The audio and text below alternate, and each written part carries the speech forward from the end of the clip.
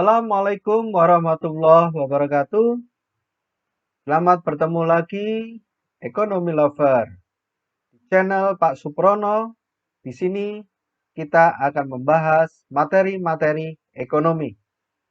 Ekonomi asyik, ekonomi mudah, ekonomi menyenangkan. Pada kesempatan kali ini, kita akan membahas tentang pendapatan nasional pada perekonomian terbuka dan perekonomian tertutup. Jangan lupa klik like, share, dan subscribe agar tidak tertinggal pada video-video berikutnya. Baiklah, kita akan mulai pembahasan tentang perekonomian terbuka dan tertutup. Pendapatan nasional dalam perekonomian tertutup sederhana. Itu rumusannya Y sama dengan C plus S. Atau Y sama dengan C plus I. Y adalah pendapatan nasional atau bahasa Inggrisnya adalah yield. C adalah consumption atau konsumsi. S saving atau tabungan. I invest atau investasi. Besarnya pendapatan nasional dipengaruhi oleh 1. Sumber daya produksi. 2. Penggunaan teknologi. 3. Permodalan. 4. Stabilitas nasional. 5. Kebijakan pemerintah berupa fiscal policy atau kebijakan fiskal dan monetary policy atau kebijakan moneter. Faktor-faktor yang mempengaruhi konsumsi. Faktor intern. 1. Komposisi rumah tangga. 2. MPC, marginal propensity to consume, atau dalam bahasa Indonesianya adalah hasrat untuk menambah konsumsi. 3. Selera atau taste. 4. Kebiasaan keluarga. 5. Besarnya pendapatan. Faktor ekstern yang mempengaruhi konsumsi. 1. Lingkungan tempat tinggal. 2. Kebijakan pemerintah. 3. Harga-harga barang. 4. Budaya masyarakat. 5. Kemajuan ilmu pengetahuan dan teknologi. 6. Pajak. Faktor-faktor yang mempengaruhi tabungan dan investasi. Faktor-faktor yang mempengaruhi tabungan. 1. Pendapatan yang diterima. 2. MPS, marginal propensity to saving, yaitu hasrat untuk menambah tabungan. Yang ketiga, tingkat suku bunga. Faktor-faktor yang mempengaruhi investasi. 1. Tingkat suku bunga. 2. Permintaan efektif yang didukung daya beli. 3. MEC, yaitu Marginal Efficiency of Capital, merupakan kemampuan modal untuk menghasilkan.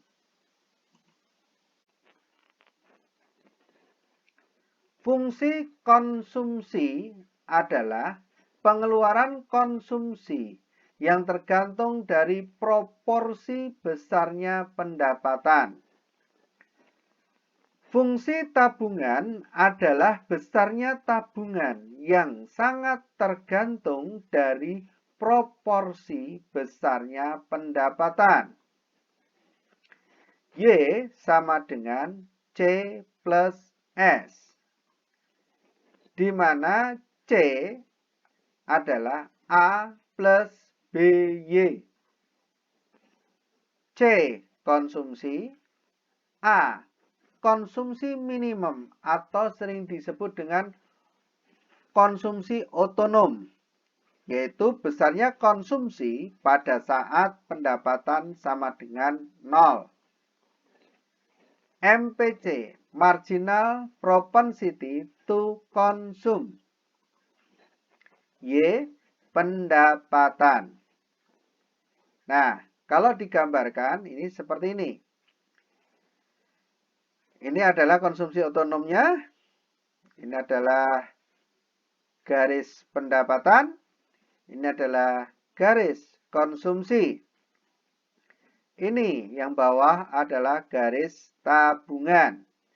Nah, titik K ini adalah titik di mana terjadi pertemuan antara garis pendapatan dengan garis konsumsi. Ini sering disebut dengan break-even income. Ini break-even income. Atau posisi di mana antara pendapatan yang diperoleh habis untuk konsumsi. Sedangkan posisi yang sebelah kiri ini, di mana pendapatan lebih kecil daripada konsumsi, ini sering disebut dengan dis-saving. Kondisi tidak ada tabungan. Maka tabungan akan muncul setelah titik K, di mana pendapatan lebih besar daripada konsumsi.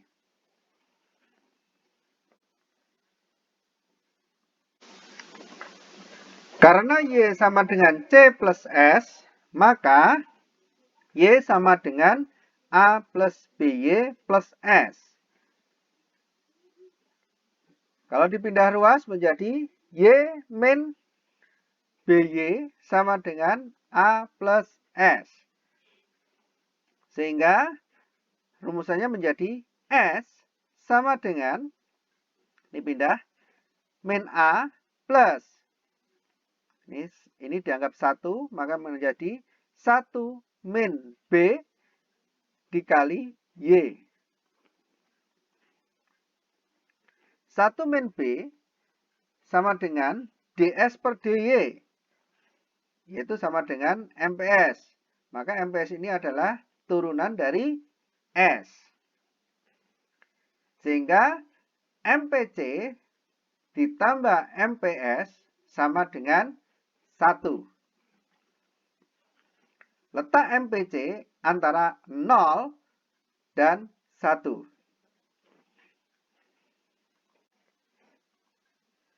Contoh kasus. Diketahui Y1 100.000, Y2 120, C1 80.000, C2-nya 90. Maka delta C besarnya C2 min C1 sama dengan 10.000. Delta Y, Y2 min Y1 sebesar 20.000. Maka besarnya MPC adalah 0,50. C min C1 sama dengan MPC kali Y min Y1. C min 80.000 sama dengan setengah kali Y min 100.000. Maka di sini diperoleh fungsi konsumsinya adalah C sama dengan 0,50 Y ditambah 20.000. Kita lanjutkan ke perekonomian 3 sektor, di mana di sini Y sama dengan C plus I plus G, konsumsi ditambah investasi ditambah dengan pengeluaran pemerintah. Maka di sini keseimbangannya nanti akan muncul pajak. Selain konsumsi, kemudian ada lagi untuk mendukung pengeluaran pemerintah. Selain pajak, di sini yang merupakan pendapatan dari pemerintah, ada TR. TR itu adalah transfer payment, yaitu pengeluaran pemerintah yang tidak membutuhkan imbal balik jasa. Contohnya adalah dana pensiun. Maka ketika kita sudah memiliki persamaan ini, Y, kemudian persamaan C, persamaan YD dengan ada pajak dan transfer payment. Kemudian ini adalah persamaan dari pajak, TX sama dengan T0, T0 itu pajak tetap, ditambah dengan TY, ini pajak progresif. Maka persamaan C sama dengan A plus B YD menjadi YD-nya kita tambah dengan persamaan Y min TX plus TR. Ini menjadi C sama dengan A plus B dalam kurung Y min TX plus TR. Kemudian TX-nya kita masukkan, di mana di sini TX sama dengan T0 ditambah TY. Maka akan berubah menjadi TX-nya kita rubah menjadi B T0 ditambah TY. Kalau dikeluarkan dari kurung menjadi fungsi C-nya C sama dengan A plus BY plus min B T0 min B TY ditambah B TR. Maka kalau kita ini persamaan yang ada di sebelah kiri ini, kita masukkan ke dalam Y sama dengan C plus I plus G.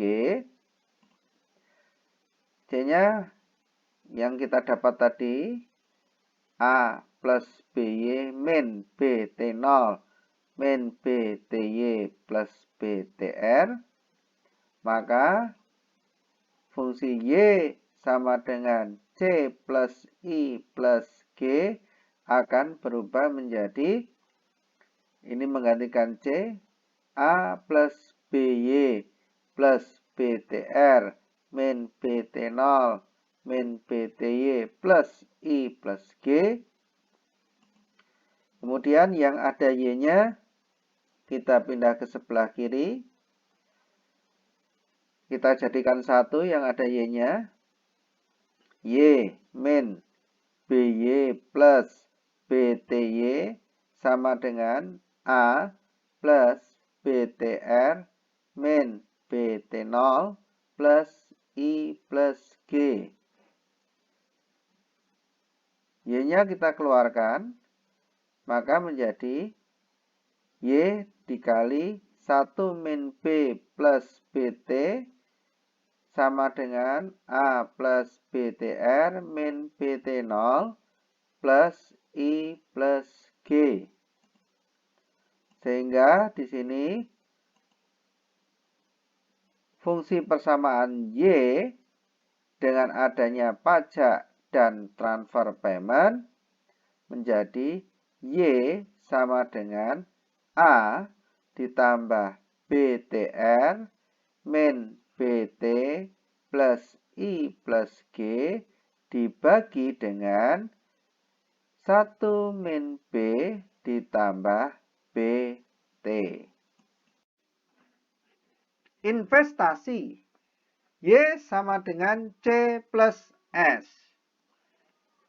Y sama dengan C plus I. Pendapatan nasional dalam persamaan tersebut dibaca dengan cara yang berbeda. Y dalam persamaan A menyatakan pendapatan sedang Y dalam persamaan B menyatakan produk. Sehingga pendapatan dikeluarkan untuk tujuan konsumsi dan tabungan. Dan produk total terdiri dari barang konsumsi dan barang investasi. Menurut penggunaannya, pengeluaran investasi adalah untuk keperluan konstruksi, rehabilitasi atau perbaikan, ekspansi atau perluasan, jenis-jenis investasi. 1. Autonomous investment dan induced investment. Yang kedua, public investment dan private investment. Yang ketiga, domestic investment dan foreign investment. Yang keempat, gross investment dan net investment. Jadi investasi bruto mencakup segala jenis investasi. Sehingga seluruh investasi yang dilakukan di suatu negara pada atau selama periode waktu tertentu disebut investasi bruto atau gross investment. Net investment adalah selisih antara investasi bruto dengan penyusutan. Ada 3 kriteria. Jika investasi bruto lebih besar daripada penyusutan, maka perekonomian mengalami kemajuan atau progressing economy atau investing economy. Jika investasi bruto sama dengan penyusutan, maka perekonomian akan tetap atau stationary economy. Jika investasi bruto lebih kecil daripada penyusutan, maka perekonomian akan mengalami kemunduran. Jika pendapatan nasional keseimbangan lebih kecil daripada tingkat pendapatan nasional atau full employment, maka akan terjadi deflationary gap. Jika pendapatan nasional keseimbangan lebih besar daripada tingkat pendapatan nasional atau full employment, maka akan terjadi inflationary gap. Sekian dulu video Pak Suprono kali ini. Kurang lebihnya mohon maaf. Akhirul kalam. Wabillahi taufiq wal hidayah. Wassalamualaikum warahmatullahi wabarakatuh.